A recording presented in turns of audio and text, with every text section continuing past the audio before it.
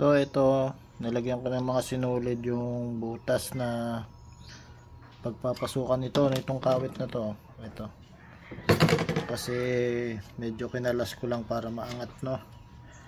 Ito na ipinapasok siya dito. Ito. Sinasalpak yan. Pagka na-connect na yung motor, itong motor, binaklas ko, hinigpitan ko to kasi pero kanina kinalas ko din to, niluwagan ko kasi mahirap tanggalin. Ito sinalpak ko lang to, pero kailangan siya maitusok doon dito para hindi mawala yung tornilyo. Binalik ko lang, itutusok na lang to. Ito naman yung preno, kasi preno yan,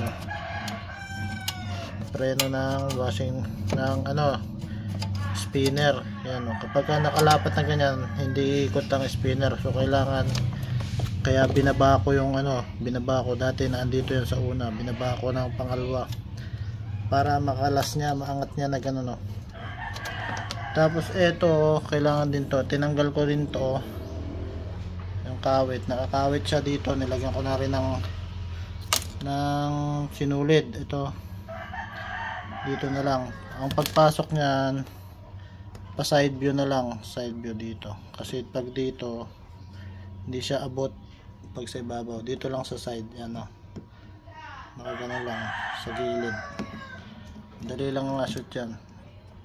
So ito lang tinanggal ko, dalawa. Ito baka makalimutan, sinasalpak to dito, yan, baka makalas, no. Tapos sa wiring wala naman ako tinanggal. Tapos itong belt dito wala naman akong hinigpitan. Dito apat na tornilyo nandito sa may bintana, apat na tornilyo yan dito. Pumili ka na lang dyan kung saan magtatama, pero may mga gasgas na yan, nakikita mo na lang. Tapos sasalpak na lang yung bagong dito, nilinis ko na to, sasalpak na lang yung bagong Tapos ito yung tornilyo na to, okay na to. Ito yung cover, dalawa na lang yung gumagana, iniwan ko na dito yung tornilyo.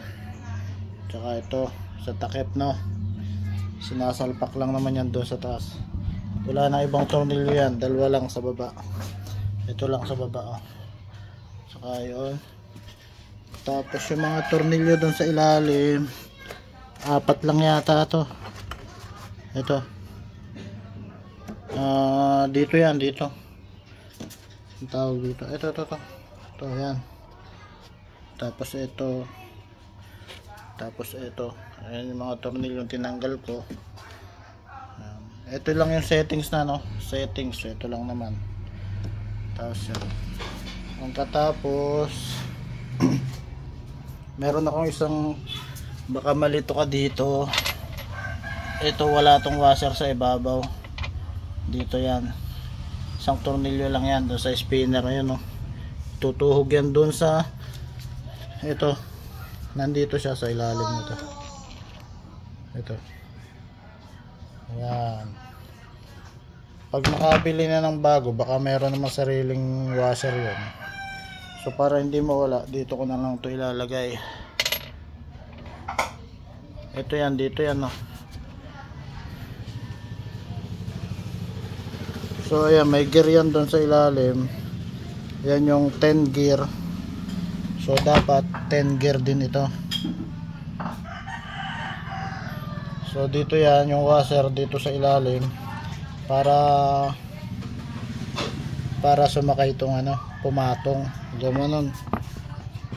Yung stopper din yan doon sa ilalim. Importante yung na yan, yung washer na yan. Tapos ayan, parang ganun yung sistema nya, nasa ilalim yung washer, ito tornilyo lang sa ibabaw, pero dito pa rin niya magtatagpo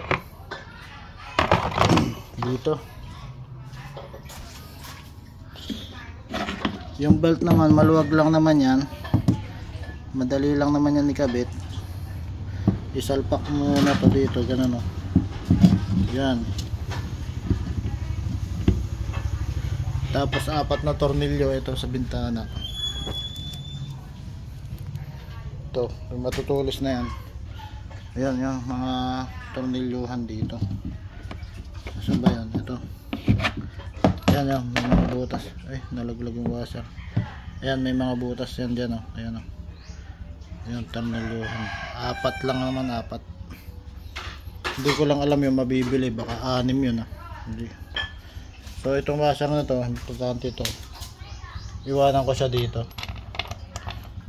Pero hindi siya dito. Take note. Dito sa ilalim. So, yan. Doon yung magkakatagpo. Pag tinusok yan doon.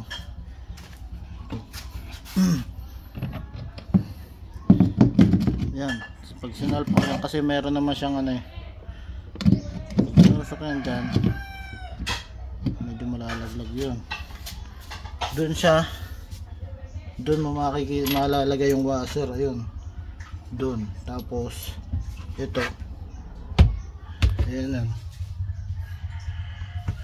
Tapos ito na yung spinner. Pagdating na yung spinner, washer, spinner, tapos ito na. Yan lang. So ganun kasimple, ganun kadali. Tapos ito, nag-worry lang ako dito sa ano pa, yung mga wiring baka mabanat. Tapos ito, baka makakalimutan, baka pag sinalpak hindi nakakabit na maayos, no? Baka mag-slide kasi para to sa preno ng spinner. Ayan, no? Kailangan nakaangat siya eh, para umikot eh. Ngayon kapag binaba mo yung spinner, inangat mo yung spinner, mahahatak na ganun. Hindi, kapag binaba mo yung pinto, mahahatak. Kapag inangat mo yung pinto, bababa, preno. So okay na. Hintayin na lang natin to. Kung papakuha tayo sa, papatingin tayo kay Ate Silvia sa Bacolod kung may spare. So ang importante dito is yung gear nya dapat this 1, 2, 3, 4, 5, 6, basta 10 yan, 10 dapat din kasi may 11 yan.